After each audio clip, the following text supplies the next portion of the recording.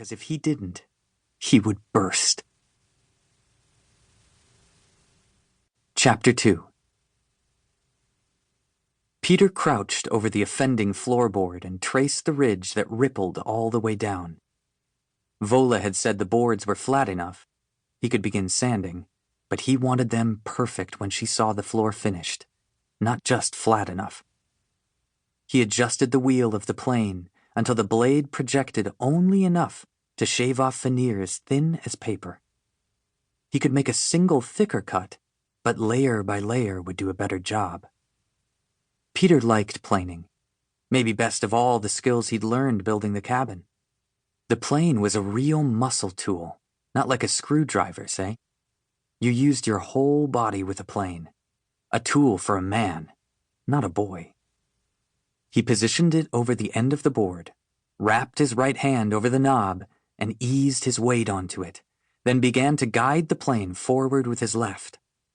The 100-year-old yellow pine, salvaged from a neighbor's barn, sheared off in an even curl that smelled as crisp as fresh-cut wood. He liked how wood was always ready to start over, and how, suddenly, the plane stubbed up short against a knot. Peter's pushing hands shot off the knob and he skinned the pad of his palm. He fell back on his heels, cursing. When was he going to learn? That was how knots were, sneaky, hiding under the surface. As the blood welled up and began to trickle down his wrist, the phrase struck. Blood and sweat. He had dripped buckets of sweat all over this cabin. A little blood signature wouldn't be out of place. He pressed the cut to the board and watched a red flame leak out. The spreading stain looked like a fox's tail. Peter jerked his hand back, shocked at how hard the memory hit. Last year, on his journey back to the place where he had been forced to abandon his pet fox, Pax, he'd nicked his calf so he could smear a foxtail blood oath on his leg. "I will come back for you," it vowed. He pressed the wound to the center of his chest. Memories were so treacherous, always lurking under the surface, ready to bushwhack you with a blade to the heart when you weren't careful. He knew what he had to do to counteract this one. Kind of a penance he'd devised, actually. Every time he slipped up like this and thought about Pax, he made himself go through the same exercise. Best to do it right away. Peter closed his eyes.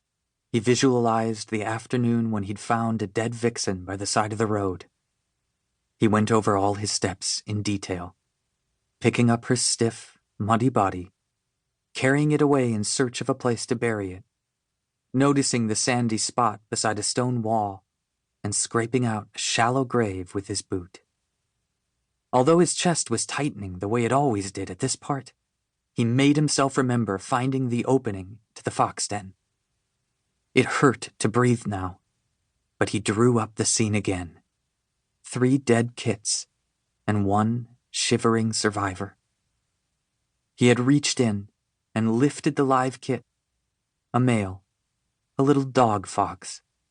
He'd curled it snug against his chest, where it had filled a hollowness he hadn't known he was carrying. But now, for the penance. He spliced in a different scene, the thing his dad told him he should have done. It was meant to die with the rest of its family. The right thing to do would have been to make that be painless. Holding the kit, Peter had been outraged. "Too late," he'd cried, "and I'm keeping him." His father had been irritated, but in his expression, for the first time maybe, Peter had seen respect. Now he could see that his father had been right. He should have put Pax out of his misery and out of the pain he himself would cause them both 5 years later. He finished the penance. No reaching in. Instead, he imagined himself wresting off one of the heavy capstones from the top of the wall and dropping it over the entrance to the den, and then immediately walking away without ever looking back. Do it.